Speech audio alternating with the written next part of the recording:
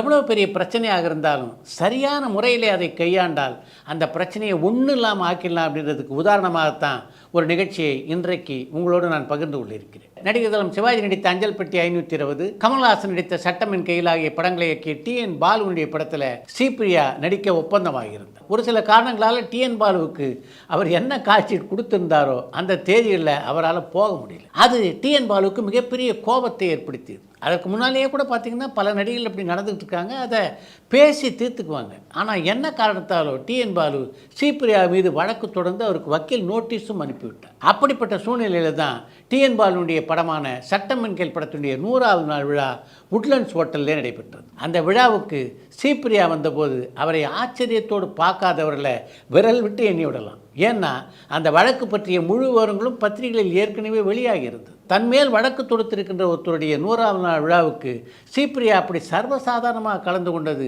எல்லோர் மத்தியிலும் ஆச்சரியத்தை ஏற்படுத்தி நேராக வந்து டி.என். பாலுவை வாழ்த்தி விட்டு முதல் வரிசையிலே உட்கார்ந்தார் ஸ்ரீபிரியா.